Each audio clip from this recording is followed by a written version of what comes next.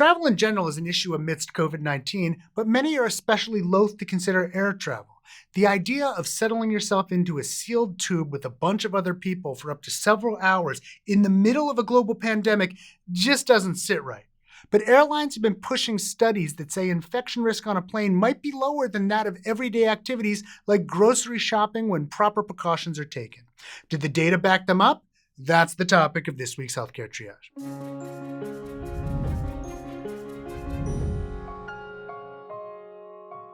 This video is supported in part by viewers like you. You too can support the show at patreon.com/healthcaretriage. So are we concerned about air travel? Maybe, but maybe not for the reasons you might think. A few studies have come out recently suggesting that in-flight transmission rates are low, and places like Airlines for America have been vigorously promoting them. Since these studies have a few issues, like using mannequins which don't chat with neighbors or move about the cabin, or having been funded by airlines, we decided to take a wider look at the literature. To the research! According to a 2005 review in The Lancet, disease transmission is associated with flights exceeding 8 hours in duration and with sitting within 2 rows of an infected individual.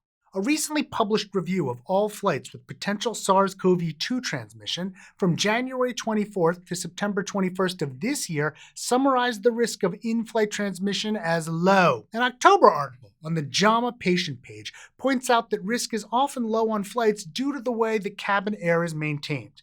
The air volume in a plane's cabin is refreshed regularly, with air entering from overhead and flowing downward to exit at floor outlets. From there, around half is vented outside, while the rest is sent through high-efficiency particulate air filters, like those used in hospitals. Once filtered, the air is mixed with fresh air brought in from outside and then pushed back into the cabin. So the air's pretty clean compared to most settings. But that's not to say that we haven't seen some data suggesting risk. A 2003 study examined 3 separate flights known to have carried someone infected with SARS, another coronavirus. On one 3-hour flight, they found 22 probable transmissions, with 34% of those who sat in the same row or within 3 rows of the infected individual reporting illness, although 56% of the individuals who became infected were not seated within that proximity. However, their examination of the other 2 flights found possible infection of only 1 person on a 90-minute flight carrying 4 symptomatic individuals, and no infection detected on a 90-minute flight carrying 1 pre-symptomatic individual. A study published in 2018 examined the behavior and movements of both passengers and crew during 10 flights. These flights ranged from 211 to 313 minutes, and 8 of them took place during flu season. Researchers then simulated infection risk based on the behavioral and movement data, reporting that transmission from a sick passenger would be greater to those in nearby rows, but would only result in an additional 0.7 average infected people per flight. In contrast, a sick crew member would infect an estimated 4.6 passengers. The researchers also gathered air and hard surface samples to test for 18 common respiratory viruses, all of which came back negative. Another study out this month found that the current coronavirus was transmitted to 16 of 217 passengers and crew on a 10-hour flight.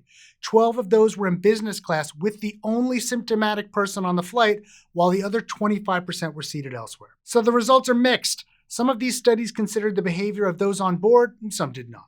Some considered mask usage, and some did not.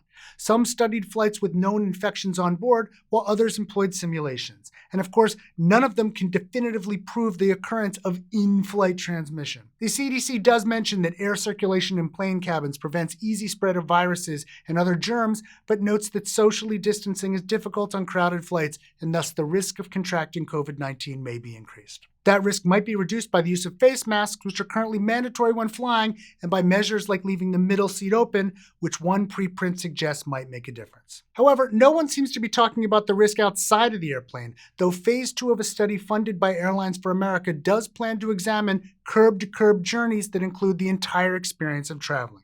A lot of people use public transportation to get to the airport. After that, they have to stand in a security line with all the other passengers. From there, they make their way along with everyone else to the gate and the eventual boarding process. The shared areas are numerous, and the many commonly touched surfaces in all of those areas represent a risk as well. And here's my biggest concern. I'm just not confident that the person sitting behind me didn't wake up feeling sick and then decide they weren't going to miss their flight. I don't want to be anyone's close contact, and this is a risk I'll avoid if I can. That's not to say those risks can't be managed. Hand washing, temperature checking, masks, and social distancing are just some of the precautions that we can take.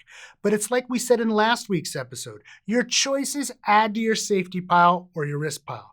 When you take into account everything involved, air travel most certainly adds to the risk pile. Hey, did you enjoy this episode? You might enjoy this previous episode on COVID-19 and risk-taking behavior.